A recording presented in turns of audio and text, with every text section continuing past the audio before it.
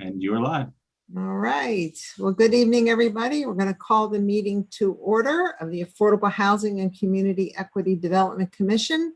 And we have with us tonight Kathy Ebner, Chair, Nancy Lipson, Vice Chair, Terry Bond, Commission Member. And we are welcoming tonight Pat Sheridan, who is our newly appointed Commission Member, who will be joining us by phone. And Pat, welcome. We're so happy to have you now part of our group, and we look forward to working with you. Thank you. Yeah. Teresa Wellman is also with us as staff liaison, and we have a very special guest tonight. Elijah, we're so happy that you were able to join us, and thank you for being here tonight to provide a presentation on the Affordable Housing Task Force report. But let's take care of some housekeeping and start by approving the agenda. You all should have received a copy of the agenda as well as a copy of the meeting minutes. So is there a motion to approve the agenda? So moved. Okay. And all those in favor of the agenda as presented, say aye. Aye. All right. And then the meeting minutes, you should have received a copy of that as well. And is there a motion to approve the meeting minutes? So moved. All right. And all those in favor of the meeting minutes as presented, please signify by saying aye. Aye. Aye. Aye. All right. So the minute meetings are approved. Thank you very much. So yeah, Elijah, we're really happy to have you here tonight. You know, I know that individually we've all had a chance to review the task force report. Of course, we've been keeping our ears to the ground and listening to the progress of the task force, over time. I know Nancy served on the task force itself. But now that you all have finalized your work and you've issued your findings, we thought this was just a terrific opportunity to have you present that information to this group.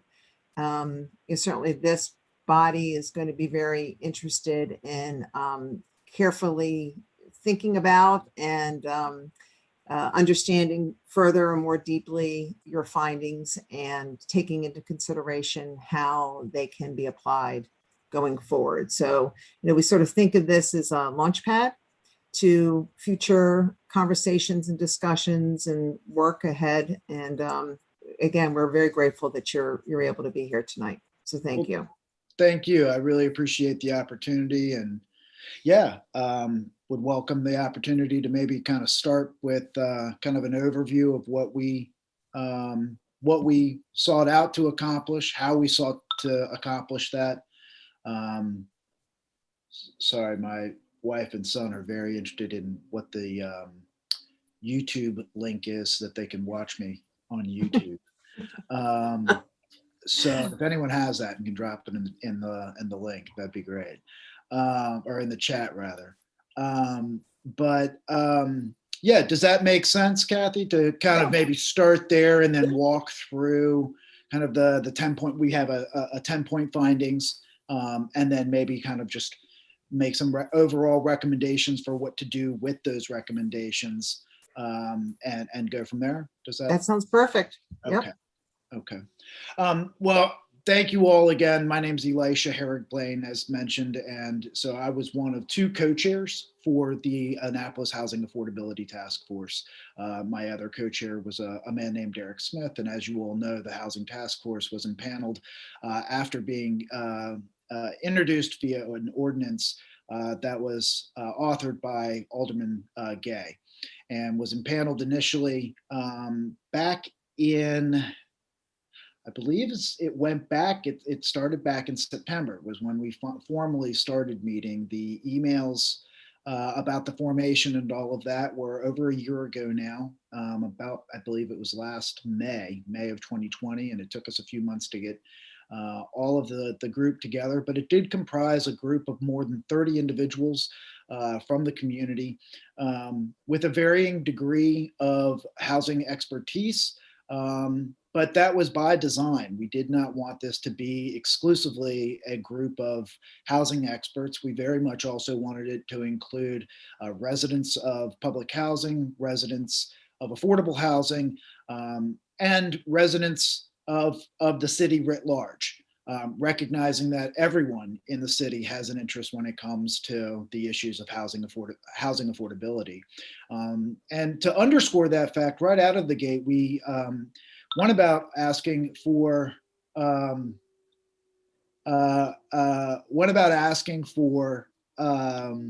the name to be changed. The panel was initially scheduled to be the Housing Affordability Task, or I'm sorry, the Affordable Housing Task Force.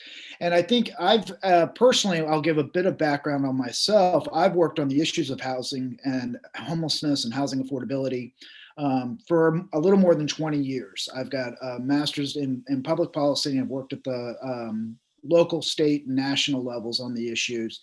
And I think what I can reflect on from my time in the field is that the notion of affordable housing quickly engenders a conversation that divides a community into two camps: those who feel that they are in housing stably, and those who it is perceived need support of federal subsidies or government subsidies of some form in order to afford their housing, and their requisite supporters.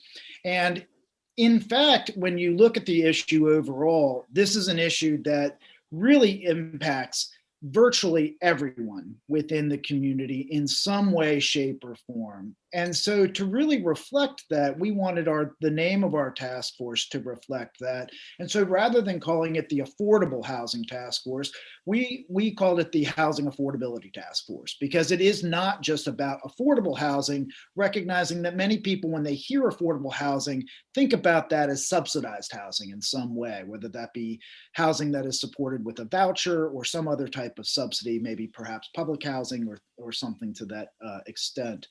And so having said that, we set about with our work having a couple of different committees. The first committee was a needs assessment committee.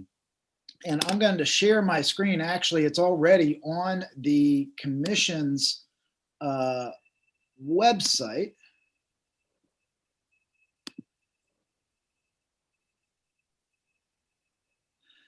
And so when you come to the commission's website, you'll see here the executive summary. And then the next was the needs assessment, which went and looked at a variety of data, both quantitative and qualitative, to really kind of create a picture as to the current state of play of housing affordability within the city and the future based on a variety of data elements. And then what's not seen here, but included in this feasibility report, are our policies and recommendations. And so we had a policies and recommendations committee, and then we had a feasibility committee. And so the feasibility report encompasses the policies and recommendations and layers on top of those policies and recommendations the feasibility of those policies and recommendations from a political perspective, from a financial perspective, as well as from several other perspectives. So I would encourage you all to take a look at these. I'm really going to focus my remarks this evening on the executive summary. And in particular, I'm going to really bring us down to our overall 10-point plan. I think as members of this commission, you all are a unique audience to have a conversation with, because you already have an understanding as to the importance of this issue, but also some of the underlying facts around it. So the fact that Annapolis has a high cost of housing that is in line with some of the more major metropolitan areas that are in the national dialogue whenever there is a conversation around housing affordability might not be that overly surprising of a finding for you. What might be surprising, however, is how far up this scale Annapolis is, because quite candidly, I was surprised by that. I did not anticipate Annapolis having such a low degree of affordability. Also, what might not be surprising to you all is this baseline fact that should really drive a lot of our conversations. And quite simply, that is the untethering of the cost of housing from the median household income since really the early 1970s. And this has become especially true in the home ownership market. But given that the rental market is comprised of those households that have the lowest incomes, it is that segment of the housing market that has the most acute need. And so the focus of our report really honed in on that segment of the market, recognizing that housing that is affordable for people with the lowest incomes is the way that we can have the need as robustly met while having the spillover effect that can improve housing affordability writ large for the entire community. And I think some of the key elements that I would draw your attention to are really looking at the housing authority outside of its traditional role as the owner and operator of public housing and other subsidized housing, and really looking at the housing authority as a redevelopment authority in addition exclusively to a housing authority. And as such, being better supported both actively, more actively by the city, but also using the city's leverage as a player to leverage the support of both the county and the state around elements and programs such as the Choice Neighborhoods Initiative and the Rental Assistance Demonstration Program. These are programs that the city traditionally has tried to work as supportively with the housing authority as possible, but we really see an opportunity for the city to use its presence and its relationships, again, with both the county and the state, to really try and pull all of these partners together to create more of a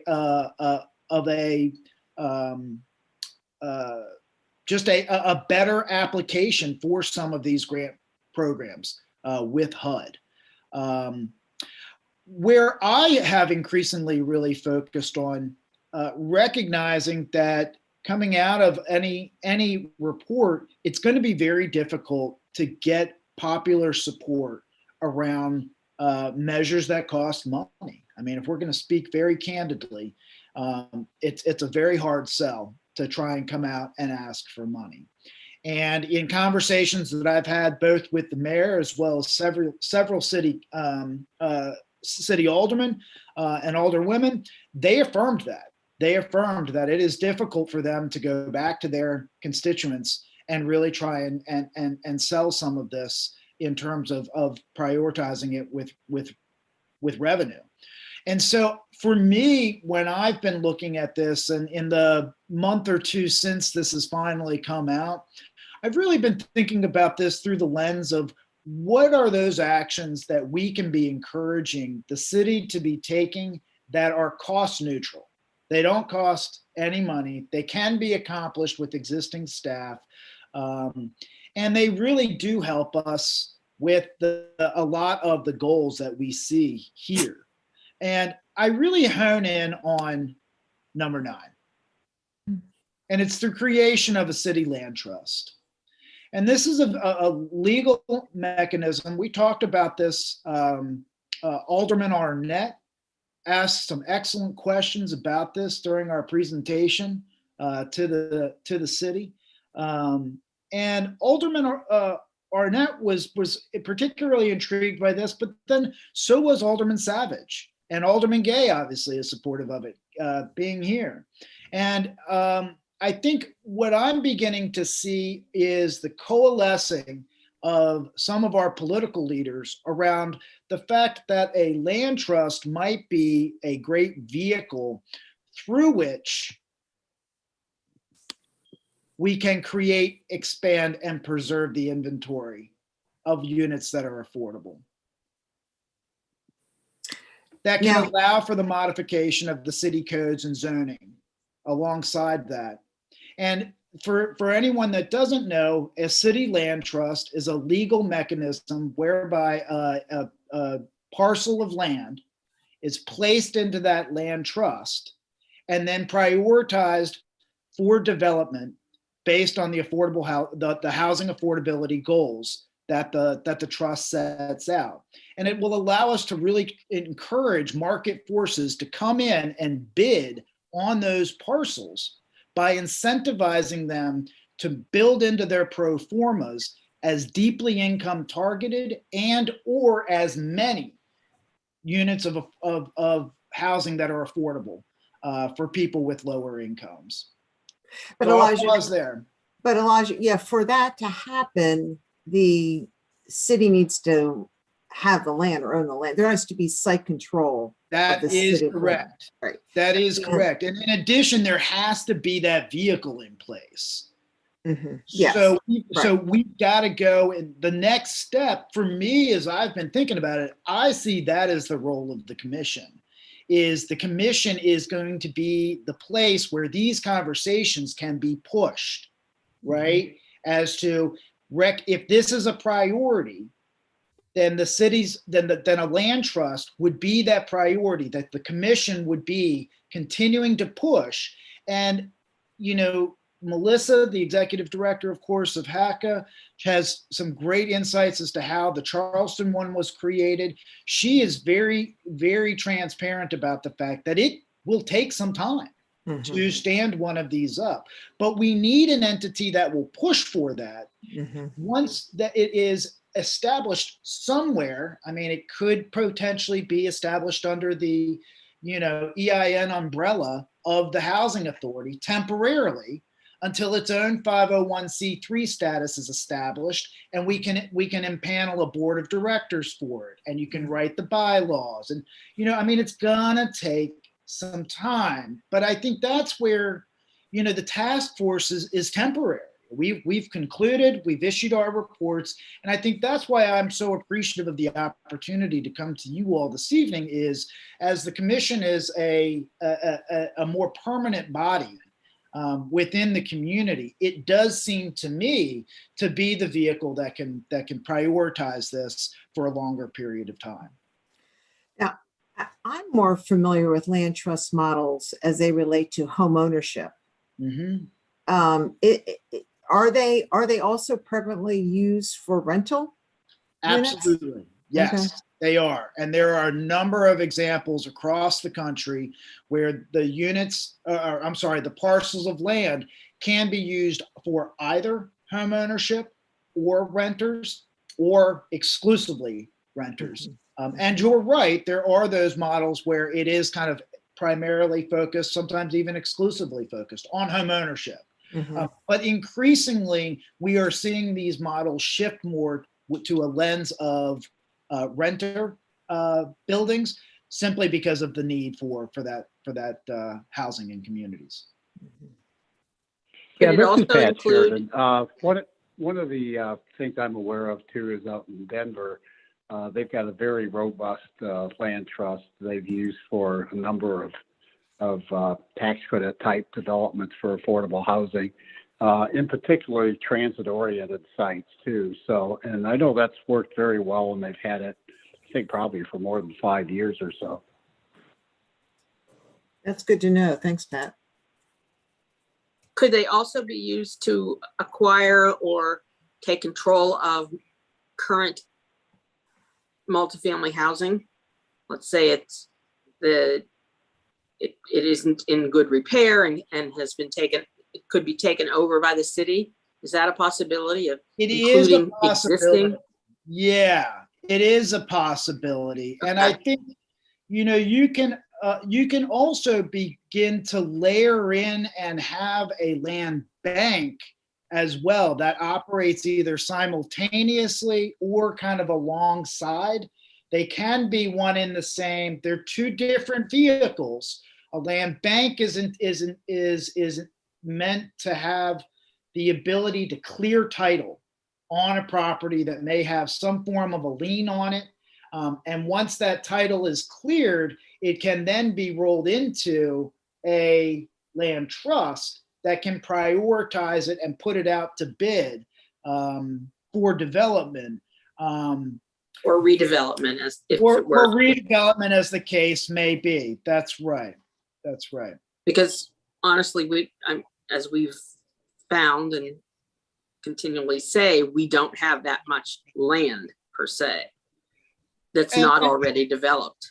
And Nancy, I think what you're pointing out there is a strong argument for this, because we really do, we're at a real crossroads within the city that no matter what action we take, we're going to be dealing with less land. There's only so much city land, right? And that said, if we do not begin to act in a way that prioritizes the affordability of housing for people with low incomes, then as those developments chip away at that land, if that goes to higher income housing, we are exacerbating the problem. I cannot sit here and say, even if you did all of this to the fullest extent, that we would solve the city's housing affordability problem. That's simply just not true. We can't, we're not going to be able to completely solve that. That said, I do feel like that type of candor and that type of honesty, I hope engenders a level of camaraderie and the two sides coming together to recognize that if people really do care about this issue, even though we can't solve it, we have to make some good faith attempts. And I think this is one of the best ways that we can do that.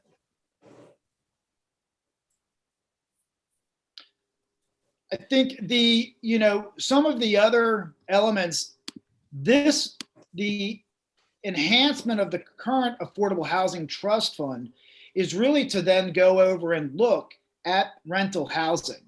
And because the current Affordable Housing Trust Fund looks primarily at home ownership. And so it's really trying to get the rental housing elements in there. And then also there were limits to rent increases put in place during the pandemic. And when you look at the legal language that the city used to put those limits in place, it was the opinion of the task force that those same justifications were applicable even in times of there not being a global pandemic, because the lack of having a safe and affordable place to call home does endanger your health and well-being every single day. Well, let's go back for a minute to the Affordable Housing Trust Fund, if we could. So the issue now there is that there's no source of funds to fund that fund, right? So seems to me that's the first problem to solve, is coming up with a mechanism to fund it.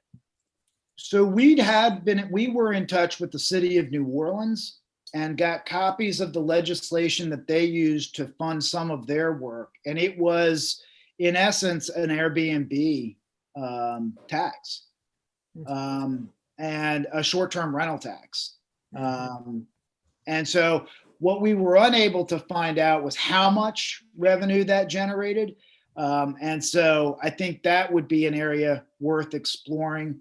There are also deed transfers, taxes that you can put in place. And then of course, just an increase in the millage rate on property taxes, of course, as well. Mm-hmm. Those are all difficult to achieve, however. They are. And they are. Pairing an Airbnb tax in New Orleans to the ability of Airbnb tax in Annapolis to raise sufficient revenue is also kind of problematic, I would say. And I think for me, that's why I keep coming back mentally to some of these non-revenue recommendations. And for me as well, it's coming back and looking at what could we be doing more with the county, more with the state to get the housing authority on better A better financial, footing. yeah, on a better footing. I mean, I'm working with Melissa right now to try and get them access to emergency rental assistance dollars. And this is, billions of dollars that have never been available. They are eligible to public housing authorities. I run the ERA program for the Commonwealth of Virginia, and we are doing active engagement with housing authorities to prevent the eviction of public housing residents. And yet, here it is, the housing authority for the city of Annapolis having however many residents owing back rent and not being able to have that back rent paid for when we've got a county entity administering those funds on behalf of DHCD. So I think it's that type of kind of support from the city in doing that type of coordinating on behalf on behalf of the housing authority and with the housing authority to the county and to the state that could really help.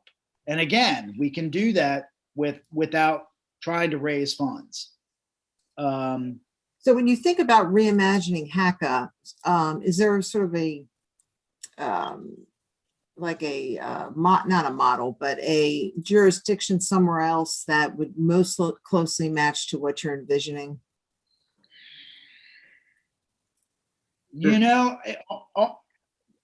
On the spot, I'm having kind of a trouble thinking about that, only because of the size. When I do think in terms of housing authorities that are doing more kind of creative, innovative partnerships, I start thinking of some of the larger housing authorities out there. Yeah.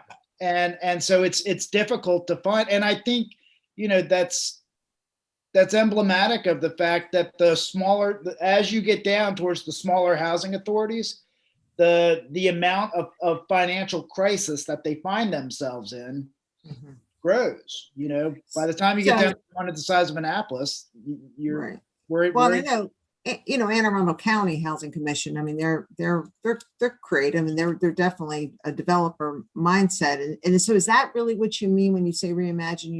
You're talking about in terms of leaning into development opportunities. That is, yes. Okay, as opposed to other activities.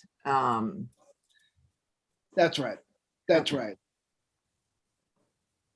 And Pat, what can you do about that?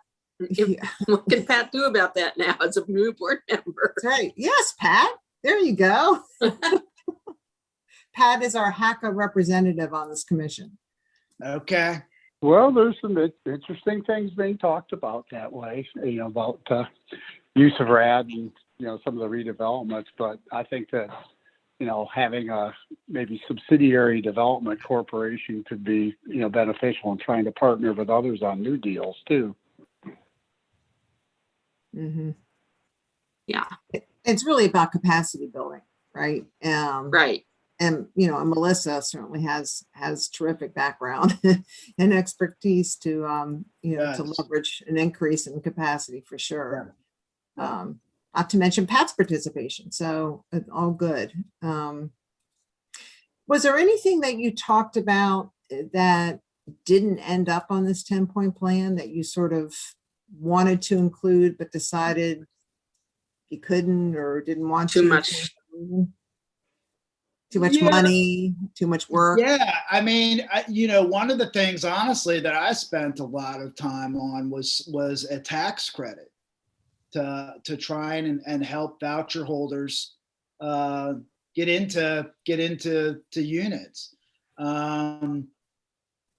But as we kind of chased that idea down, we realized that it was not going to be, very impactful for the amount of money that we would need. So I mean, I'll say that was definitely one. I'm trying to think, Nancy, any others that I think the Policy and Recommendations Committee. I don't think so. I mean, one of the feel things I know that you tax did a credit little- was one of the larger ones that we spent some time talking about. Yeah. I also think your exploration of the use of Medicaid funds, et cetera, is Yeah, something, we talked about, but the only place I can see that potentially working is on the CNI application that's gonna go forward. and I think Um, I'm glad you're bringing that up. Yeah, yeah. There is interest, it seemed, at the medical center in having ongoing conversations. I think, the challenge that we had was as we were having those conversations, of course, the pandemic was COVID broke out. Yeah, I mean, Yeah. they had other things that as an institution they were trying to focus on. So I would like to think, based merely on the fact that they did have 2 or 3 conversations with us, even in the middle of a pandemic, is a real indication of their interest in this topic. So again, that might be something that the commission might be a nice place to kind of facilitate some of those initial conversations and then kind of broker those over to, like Pat was mentioning, broker those over to and with the housing authority. Well, I think it could be particularly helpful as a partner. Anne Arundel Medical Center could be helpful on the CNI application, since that's sort of the core of that is the senior housing in Eastport, right? Isn't that what it is? It's senior housing. Mm-mm. It's the focus of the No. CNI No, application. no, It isn't? no. No, Eastport Terrace and Harbor House, they're general occupancy.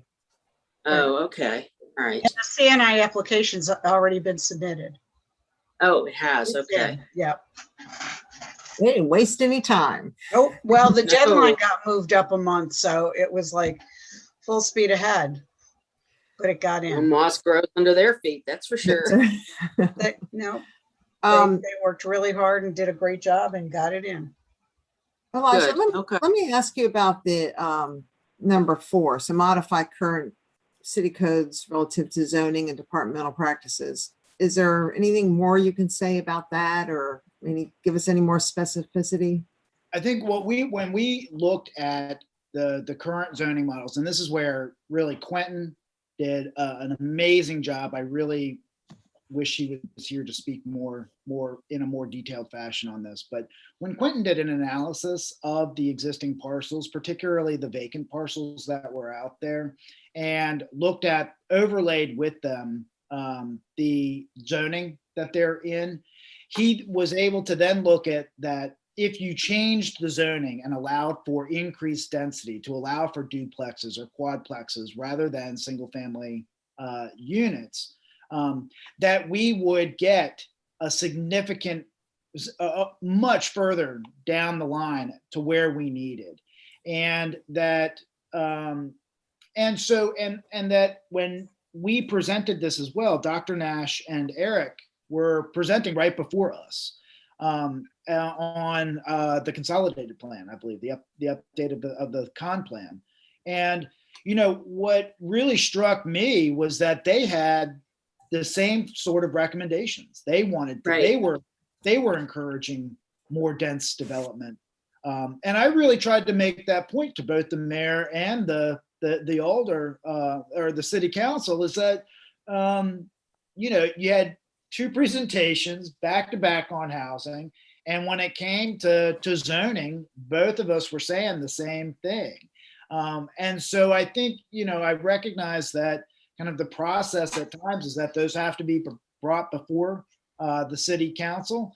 I do think as part of all of that, we do need the public educated about housing affordability, and also, what it means to be living in a denser environment, that it is the same footprint as a single family house. It just has the ability to house more people. Mhm. And so I think those are some of the things that I think the planning department is already thinking about. You know, it really is. This was our effort to really try and support the ongoing and existing work of the planning department. Right. All right. Terry, you've been quiet. You have any? You're not usually quiet. I'm listening. I guess I have one question is when you, number 10, implement limits to rent increases, where would you put those limits on rent increases? So what we really looked at was the model out of Oregon. So I think it was 3 years ago, the state of Oregon put in place limits to rent increases that cap them at 7% annually, plus the cost of inflation. So, I mean, you're looking at rent increases, obviously, depending on the cost of the inflation that's built into that 7%, you're looking at it at least 8-9% increases. So it is still providing for annual rent increases. It's still allowing for profit margins to be there. It's just reining in the excessive margins that are within the rental market, and that cause people to not be able to afford living here. So that's across the city. You'd have a rent law across the city not allowing rent increases. That's right. Okay. And I would just reiterate that is, was in place and is in place, to my understanding, until the state of emergency is rescinded. For all renters. Yeah. Yes, that's in place right now. And in its legal opinion, the city wrote that the reason for that was that it was to protect the health and safety and well-being of citizens. Question has that been monitored? Is it being enforced? That's a big job, right? Yeah. But yeah, I am aware that many jurisdictions put in those rent limits during COVID. I do think that's a harder nut. I think that would take a lot of conversation, implementing something like that. Yeah. So back to the land trust. So it sounds like it was very interesting and helpful to hear, Elijah, that, now that the dust is settled and, you've had a time to sort of reflect on the work, that's really, as of right now, your big takeaway from, where you finished to where you think we should start. So, again, I guess when I think about land trusts, I think vacant land, which there just isn't a lot of, in the city. So when you're thinking about the land trust model, are you thinking about that in terms of the C&I grant? Is that primarily kind of how you're thinking about it? I'll be honest with you. I think we're reaching the outer threshold of where my understanding of where we can, what and where we can do actions with the land trust. And I think for me, where I see my role in all of this is having helped pull this report together, is coming to folks like you all, and also trying to just be a convener. And so I'm working with, I had great conversations with Alderman Savage a couple of weeks ago, another great conversation with the mayor about it as well. Both were very interested in extending the conversation and really pulling in perhaps some environmental organizations that really look at the preservation of waterfront properties and just land in general, to ensure that development as it's done is done in a way that is environmentally sound and also allows for increased affordability. And so through some conversations with leaders of environmental organizations in the area, they are also introducing me to people that have had experience with city land trusts in South Baltimore. And I used to work at Maryland DHCD. And so I've reached out to some of my old colleagues there to see if they would be interested in trying to help us, not only in this area, but then also coming back to the CNI around the use of Medicaid and Medicare Mhm. dollars for the Mhm. development, building off of models up in Baltimore. So I think that's where I really, to be honest, I'm envisioning what I might be able to contribute moving forward is just really kind of relying on the relationships and the base of knowledge that I have to really try and pull people together and find a way to kind of create some legs on this moving forward. Mhm. I'm sure Melissa must have some, good thoughts on this too, given her experience. So I actually, in my email that I just have not yet had the time to read, is I think it's about an 80-page summary of the work that they did down in Charleston to establish their land trust and Wow. that years long timeline. And so it's been, my hope that if this is something that you all feel could be a priority of yours, that my first hope would be that would be a document that I could share, and that then collectively we're beginning to look at that and identify what are the right next steps on that, and what are the right next conversations, and who are the right people to fold in, and really begin that process. Okay. That's very interesting. That's great. Just a question about the land trusts. Have any been started with, like, I know the county executive is going to start, I believe, a land trust. And he's putting money from the county into creating that land trust. Have any land trusts been created without some funding up front from a government entity? To be candid, as I've mentioned, I'm No.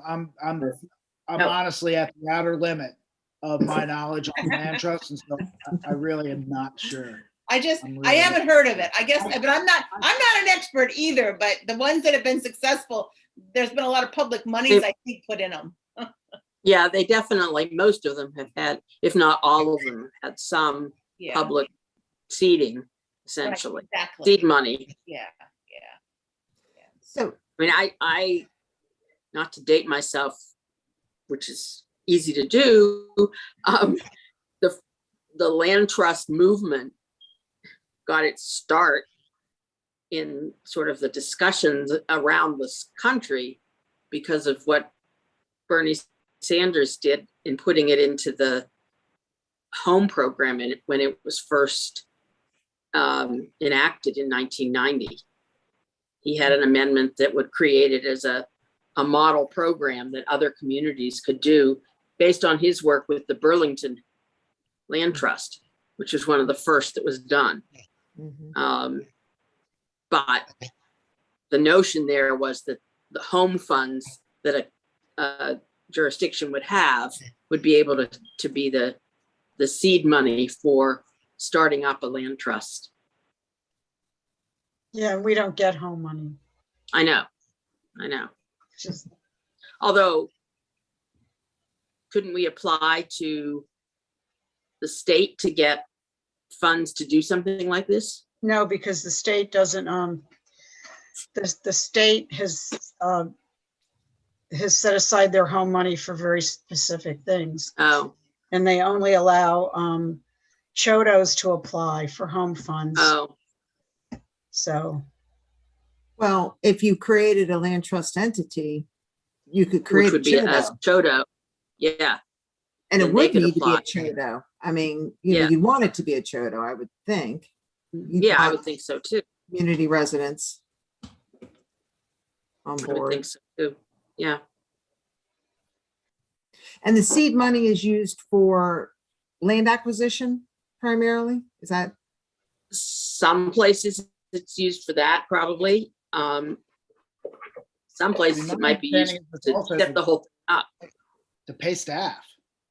I mean, to Yeah. have, I mean, you're building out a nonprofit. So you need staff. Yeah, but So the it could be- staff's not going to have anything to do until it has land, you know. It still has money to acquire land or, Yeah. yeah. Yeah, I think I've long held an interest in land trusts relative to home ownership. My former organization has a lease purchase home ownership program, and using tax credits. So I've seen how that works. And I've just, through that work, I've just read a lot about land trusts facilitating home ownership. And thanks for that comment, Pat, about Denver and the rental side. So I'll take a look at that as well. Yeah, Yeah, I don't think it's called the Denver Land Trust. I think it's Rocky Mountain Land Trust or something. It's like a regional one, I think. Okay. So, but it's pretty well known out there, so you probably find it pretty easily. Yeah. yeah, I think I've heard of it as well. Murphy. And Terry, you're saying that the county, you've heard that the county executive is Yeah, interested in. Kathy talked about it in her presentation. Oh, I thought that was, okay. I thought it was more of a trust fund. You probably, Yes, I you're think probably it's right. trust fund, Yeah. not land trust. Yeah, Yeah. Yeah, I think it's a trust fund too, that's as opposed correct. to a Yeah. land But trust. it's money toward, it's gonna be, it could be used to buy land. It could be Right. used to do that. So it's broader. Yeah, and the, Right, and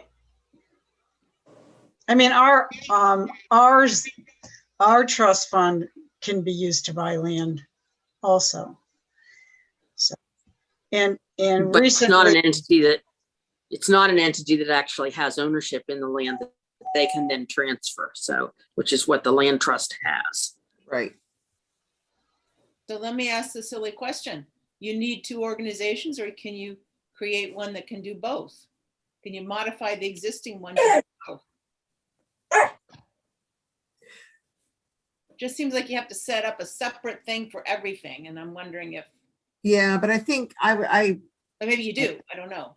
yeah, I mean, I would imagine that the entity involved in the land trust would need to be a tax exempt organization, I would think.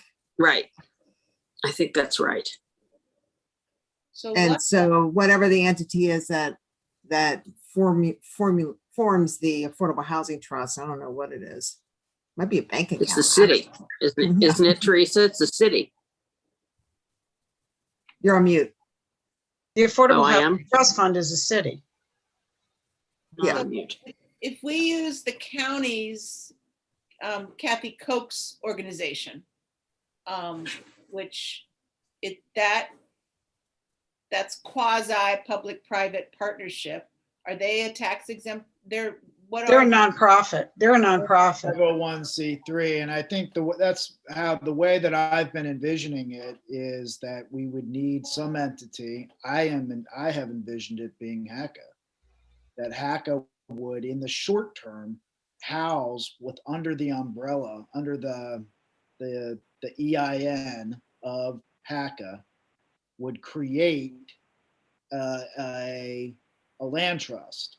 And the land trust would, under the umbrella of HACA, start out the process until such time that the paperwork can be filed with the IRS and that it can be stood out as its own entity with its own funding, its own board, its own bylaws, kind of all of that. And alongside with that, there has to be the appropriate legislation at the state level, which I believe we already have here in Maryland. Yeah. Then we would need it here within the city. And so, that's where, in talking with Alderman Savage, he has said and the mayor, they have said that they would be interested in looking at, model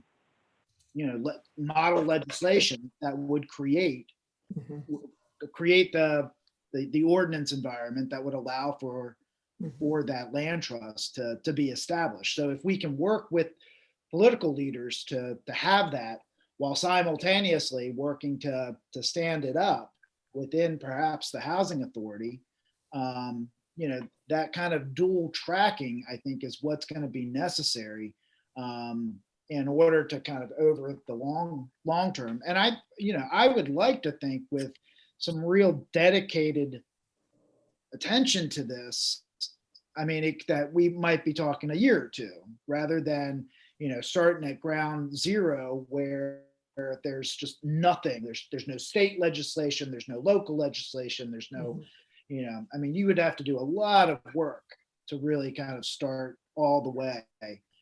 But we don't have to do that. There's a lot of pieces that are either in place or half in place.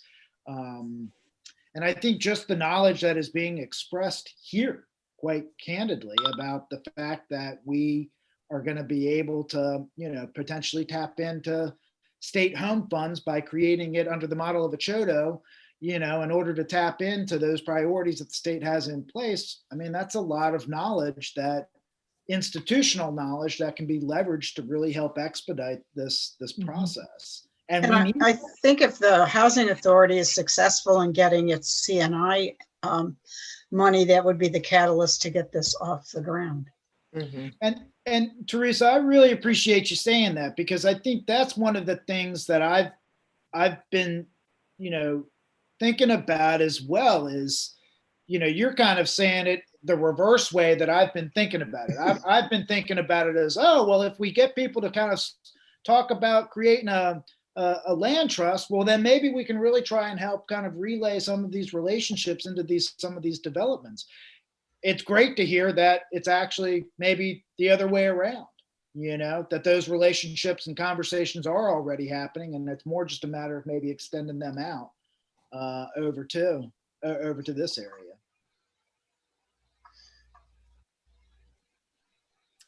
Well, very good. A lot of food for thought. Yeah. Well, thank you all for the opportunity to be with you all this evening. I really appreciate it.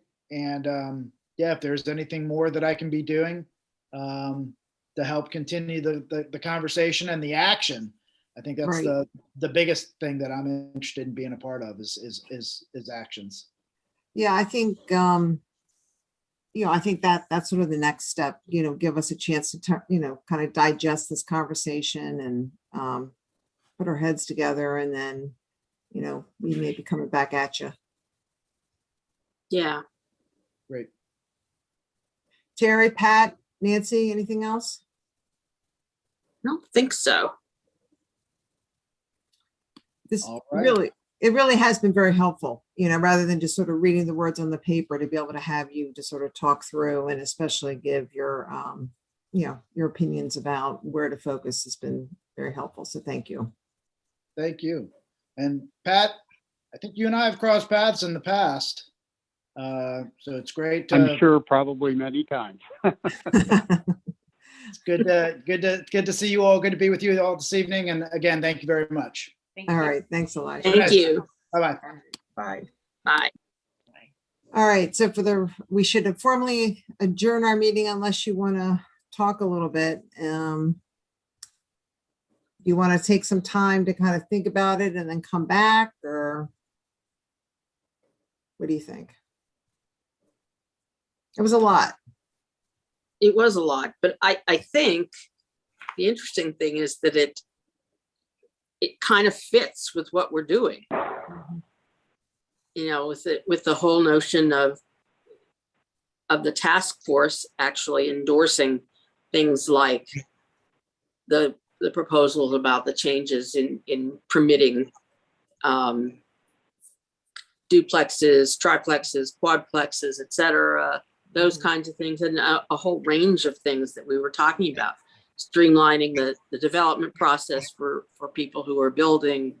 All of that seems like we're on somewhat of the same page. Mhm. I mean, there are some things obviously that are a little iffy that I don't see us advocating for rent, for For people that can't raise advocating rent. for changes in Rent renting. control. Rent control is not Yeah, gonna rent be- control, that's the word I was looking for. Thank you. I don't see us doing that. But, Having lived in Boston for a while, I can.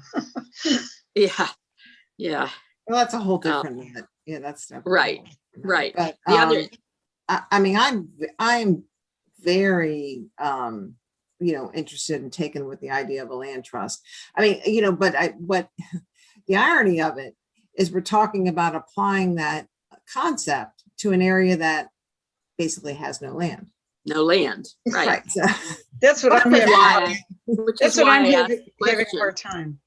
He mentioned that Quentin took all the vacant land in the city? Yes. Yeah, but that's that doesn't mean that that land's available to build on. I'm curious looking at what, what land he looked at and where, and that was sort of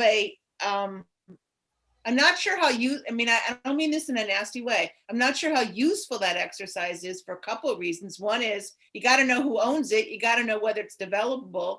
And then you got to look at the neighborhood that it's in too. So if you just take vacant land, that's just a physical exercise, but that doesn't really tell you. And I just would be curious, I think the results of it may be in the feasibility section of the I didn't see task that. force Yeah. report. Yeah. I I'm don't not think positive. Yeah, looking at the a land. lot of the it's actual land, buildable. Yeah. I think a lot Yeah. of it's open space, Ah. Now, the think so, one, too. the one place that does come to my mind, of course, is the Public Works facility on Spa Road, which will be. moved Right. to the street. Sure. but that's a whole environmental. Yeah, across the street Nightmare.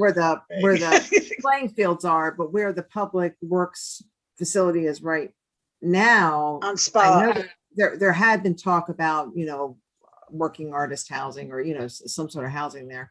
But that is land the city owns that. That's only one parcel, Yeah. when I think of a land bank or a land trust, I think of at least 10 property, maybe 5, but not 1 or 2. But I think. Yeah, that- I'd suggest that it's probably more likely to acquire, old warehouses or, commercial Right. properties or things along those lines and convert them, and But- having a bankroll to go after some of those properties is really going to be the big piece. And of course, how is that going to get funded is a big nut to crack too. Yeah, we don't have a Right. lot of stuff that's not being, that's sort of left over, that's abandoned. We don't have that kind of property in the city. Now, with the being Choice used. Neighborhood Grant, I don't know the line that was drawn around the planning grant geography, Oh, right, yeah, for I the could tell grant, you but that. there could be some vacant land there if the grant is successful. I can't think of any off the Yeah, top I of my was thinking head, about that neighborhood. because I and know don't- where they drew the line, and there isn't really any, but the housing authority, that'll be a land trust in itself. All their property is actually a land trust, in the sense that Yeah, well, when they Okay. redevelop all that property, it's, yeah, I think what Elijah was talking about was the hack of creating a subsidiary entity that would, Right. become the land trust. And that eventually, if successful and it gets legs, then if, we could create a nonprofit organization where that could be transferred. I think but we that's- still have to identify land. We s- Yeah. we still have to go down to the basics and identify either identify vacant land or land that's not being used to, its highest and best use. Underutilized properties, Right. Yeah. yeah. Yeah, and that's hard to find in Annapolis, because it's such a desirable place to live and do Well, stuff. I would be very interested in learning more from Alyssa about the work that she did in Charleston. Mhm, mhm. Because Charleston and Annapolis, have a lot of similarities. And now, of course, I don't know exactly, where the The land trust. sizes, that's what always comes to my mind, is the size of the cities and how much available land there is in a large city like Charleston, or all these places that they talk about, New Orleans. They're big cities. Well, I but mean, Charleston is confined by the river on one side and hills on the other. So, their actual land is not all that big in Charleston. it's a peninsula and it's historic in nature. I mean, there Mhm. are a lot of similarities. Right. Well, that's true. So, yeah, I guess that's kind of where, as the more I'm talking about it, kind of where I'm thinking now is that I think as a next step, I think it would be helpful to learn more about Melissa's experience in Charleston. Mhm. Yeah. And also, You know, one Start- other thing too is that if we think we're going to, find large parcels, you're 100% right. They just don't exist. But, maybe a land trust that focuses on large lots that they could acquire, that you could do a fourplex or, something like that. It's a little bit different model than, building a 60-unit tax credit project on or something Right. along those lines. But it still could be done. It's just and you'd almost have to have different model. a nonprofit developer to do that, because a for-profit developer is not gonna. Touch it. No, Yeah. the four. I think we should have Melissa come and talk about her experience with Charleston. At the Mhm. same time, she can tell us about the CNI application. So we can have That's- both things Yeah, same time. Do that in September. that's a good Yeah. idea. Yeah. Well, when will you know the results of the application? Not till the fall. Yeah, What I is mean, it, October? Pat, do you remember? For That sounds CNI? about right. Okay. That sounds, I don't know when it was submitted, but It was It submitted usually- a couple of weeks ago. It was yeah, submitted. probably, Yeah, I think it it usually was like takes them July 3 to 4 14th months or to make the- decisions. Yeah. I mean, it's so competitive. I almost sort of feel like we should wait until the award is announced and then Yeah. kind of get the update, because Right. it Oh, yeah. Yeah. may take a couple rounds. But definitely, I like the idea of if she's willing to, meet with us to kind of talk through her experience in Charleston. I think that'd be very helpful.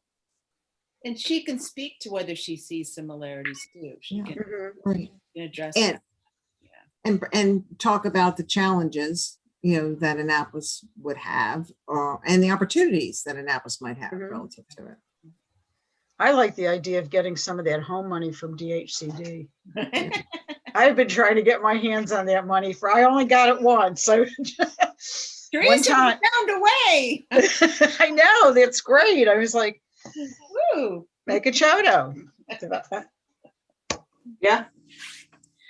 So I will have to say, for some reason, I have always been thinking that when Melissa was referring to Charleston, because I've never seen any documents, I always thought she was talking about West Virginia, but obviously she's not. No, Oh, So no, my South description, Carolina. my description of the river and the hills, forget it. I was wondering what you were. I know. Well, there it goes. There's, I will admit my ignorance, not about the geography of Charleston, West Virginia, however. The other one's still bounded by a river and water, and Mhm, Yeah, it also is. North Charleston. mhm. Mm. Okay, Well, you So guys have actually- August off. yeah, so that's right. I was gonna mention that. So Teresa, it's typically the case that the commissions don't meet in August, correct? It's totally up to the commissions, but the previous body didn't meet in August. The city council doesn't meet in August. So, August is a month of rest. Does that work for everybody? It works, Sure. Fine. works for me. Yep. Okay. You know what we might do, just even if we don't have a regular meeting in August, is to meet down at your Eastport little restaurant for lunch.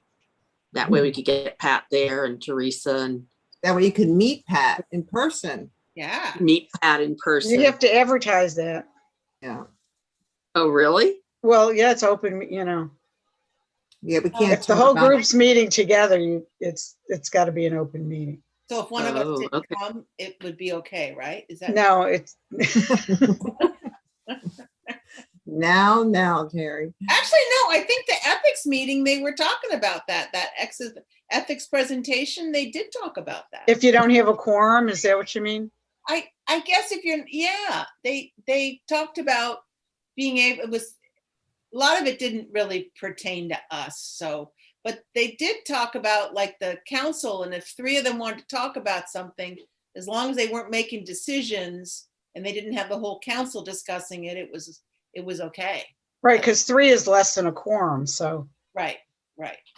Do Yeah, we but have a quorum? Is there, for our kind of group, You have a Yeah. quorum, yeah. we don't need it for meetings though, is that it? Is that right? No, you, Didn't we have that, We- I thought. Yeah, we had that conversation our first meeting. we did. I think we said that it was the majority of people attending the meeting that could approve the minutes and the agenda. and it's the, yeah, majority of the number of people that are also on the committee, because we still don't have a full committee. Right. Okay, Right. okay. So, So we'll just advertise lunch and see who comes. But we're not paying. Um, All right. On that note, unless there's anything else, is there a motion to adjourn? So moved. All right. Well, have a great, and I assume everyone who wants to adjourn, say aye. I. I All right. So have a great evening. It's a beautiful day, beautiful evening out there. Lovely. I know. Enjoy the weather, and we'll talk to you soon. okay.